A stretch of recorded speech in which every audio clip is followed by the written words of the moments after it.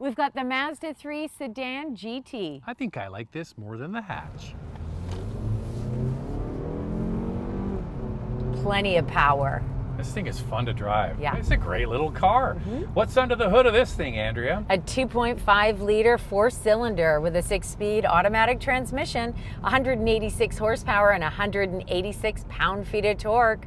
Front-wheel drive and all-wheel drive options are available. There are two other engine options. A turbocharged version of this with up to 250 horsepower and 320 pound-feet of torque. Standard all-wheel drive on that turbo model. The base trim gets a 2-liter four-cylinder with a standard 6-speed manual, available 6-speed automatic transmission, 155 horsepower and 150 pound-feet of torque, standard front-wheel drive. This is the only trim with a manual transmission. The U.S. no longer has a manual option on the sedan, only on the hatchback. So we're in the sedan, not the hatchback. What are the key standard features of this model? The base trim comes with an 8.8-inch display with Mazda Connect, Apple CarPlay and Android Auto, a 7-inch LCD display, Mazda connected services, a manual driver and passenger seat, heated front seats, Mazda harmonic acoustics with 8 speakers, blind spot monitoring and rear cross-traffic alert, and a temporary spare tire. In the U.S., heated front seats, blind spot monitoring, and rear cross-traffic alert are available 2 up from the base model.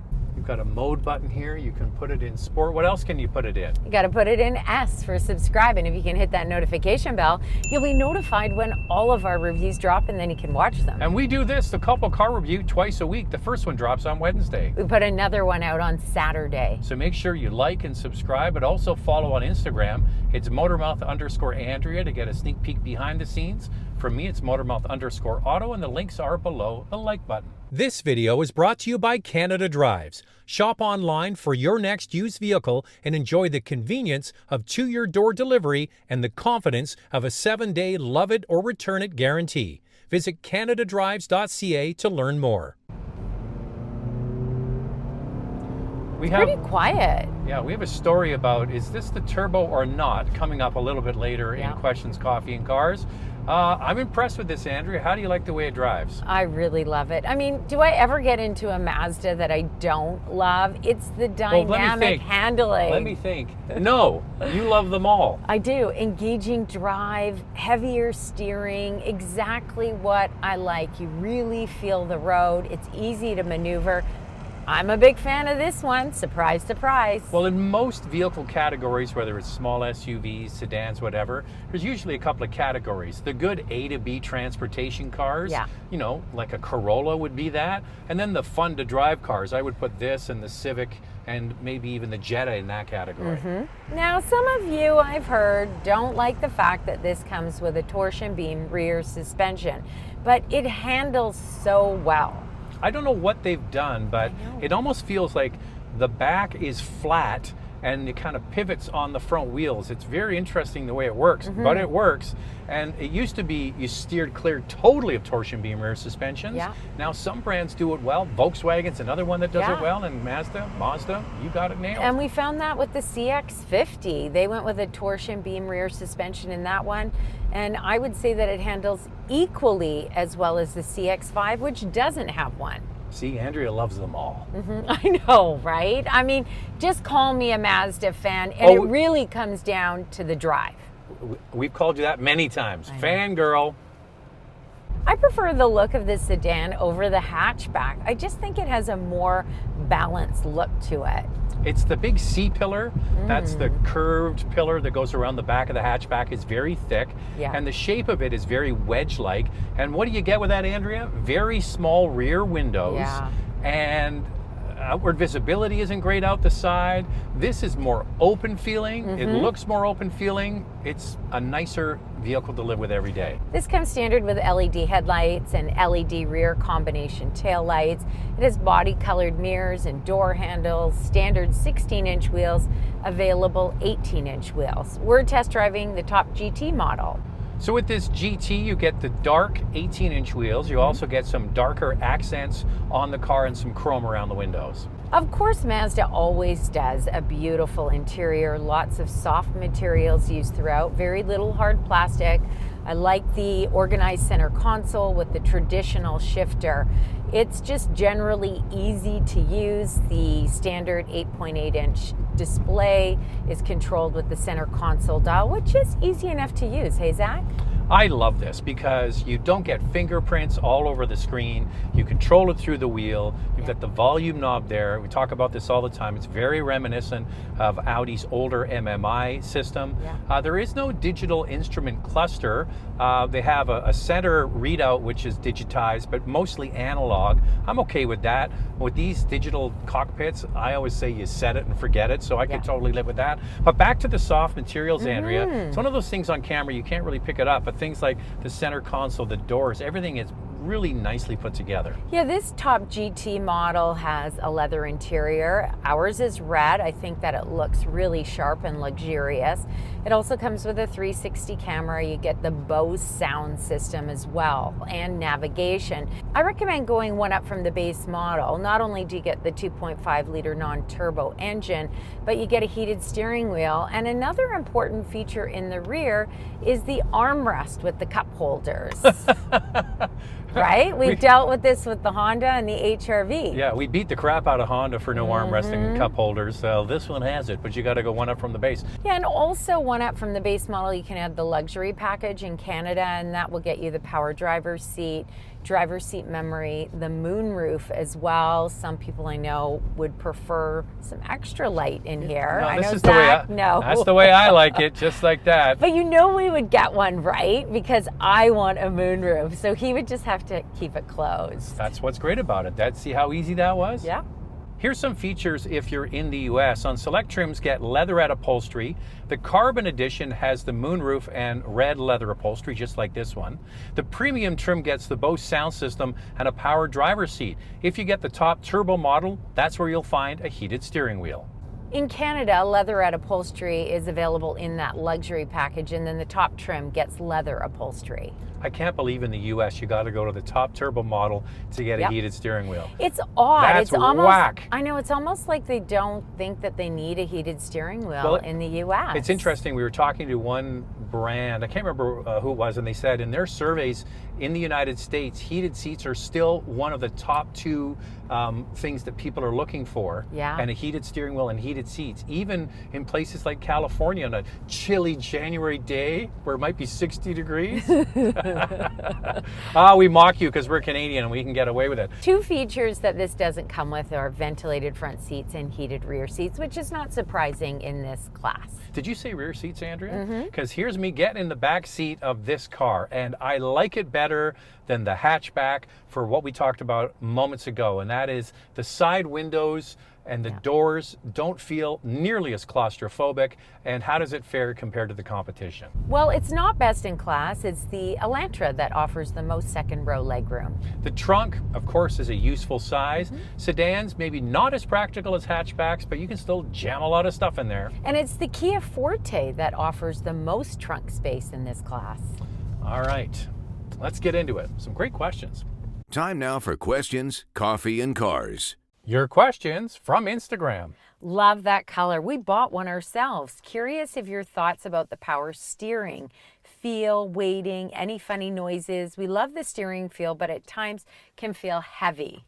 Well, we've noticed that lately with other Mazda products. Sure. Like the CX-5 was really quite heavy. You know, obviously they equate firm or heavy steering with a sporty car. Yes, I really like the heavier steering. No noise from this one, but that's one thing I like about Mazda is the dynamic drive and the heavier steering. That's why I'm a big fan. The Civic is ranked #1 in its class. How does this stack up against that? These seem to be the most upscale vehicles of the compact segment. All right, so #1 in sales. Might not be our personal #1, but it is Yes. the best seller. We do like the Civic a lot. I think that the new interior that Honda has brought forward is excellent. You know, on that top trim, it comes with wireless Apple CarPlay and Android Auto. I think the tech is really good in it.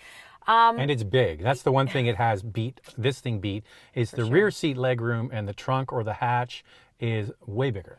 Now, the Civic is expensive. It starts at over $26,000 in Canada and just under $23,000 in the US. That is pricey. It also doesn't come with a manual transmission. This does get a manual in Canada, no longer in the US, only the hatchback gets it. But I think overall, I think that this just handles better than the Civic. It's more fun to drive, in my opinion. Well, it also has a 6-speed automatic. There's no continuously variable transmission. The Civic is a great handling product. This is too. That one has independent rear suspension. Yeah. This does not, but I would argue 10 out of 10 people wouldn't know that when they drove it. So it's really comes down to what fits your needs, and I think price is a big one.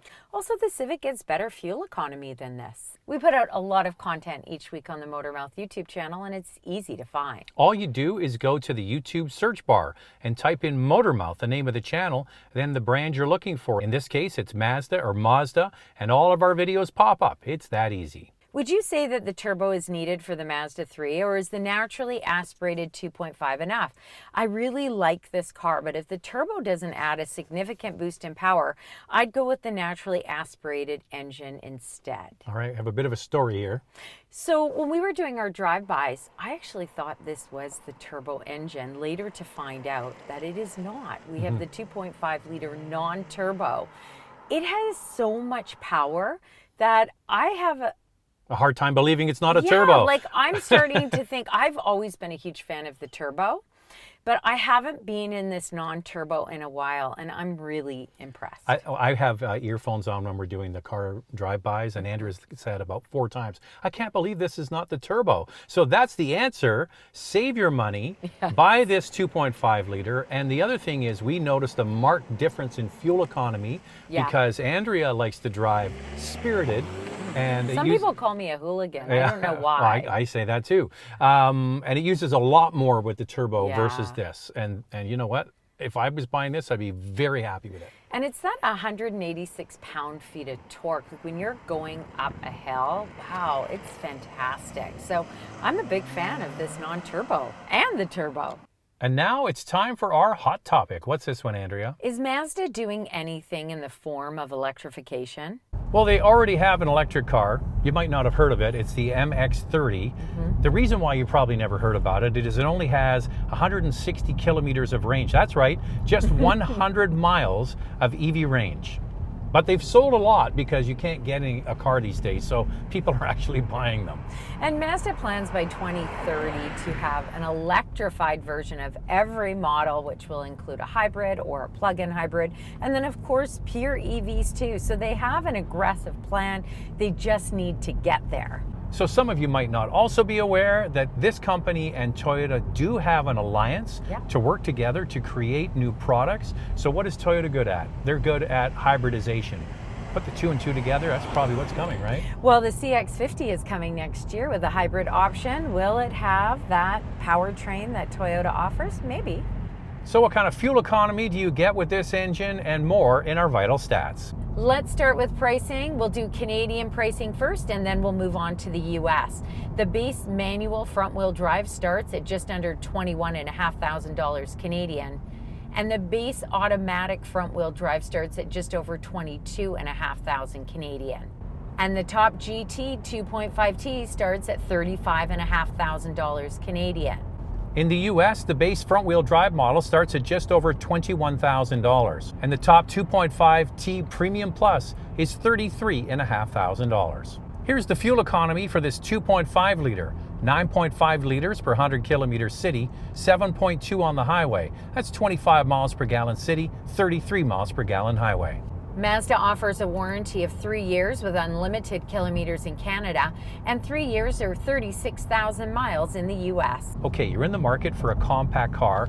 We're going to list cars that have 2-liter 4-cylinder engines. Let's get into that. For your consideration, 4 vehicles for you to consider. Up first is the Honda Civic with 158 horsepower and a starting price of just over $26,000. The Toyota Corolla with 169 horsepower and a starting price just over $22,500. The Hyundai Elantra with 147 horsepower and a starting price of just over $22,500. Here's our used car alternative from CanadaDrives.ca. We chose a 2021 Kia Forte with just over 32,000 kilometers on the clock for $26,990. Click on the tab or the link in the description below to find more vehicles in this category from CanadaDrives.ca. So there are 4 sedans for you to consider. Lightning round. 2 things we like to see improved. I really like the power that this non-turbo engine offers. I prefer the openness of the sedan version. What I'd like to see is a height adjustment on the passenger side. And it really is time for them to add wireless Apple and Android to this head unit. Every time I get in a Mazda, I'm never disappointed. If Andrew's happy, I'm happy.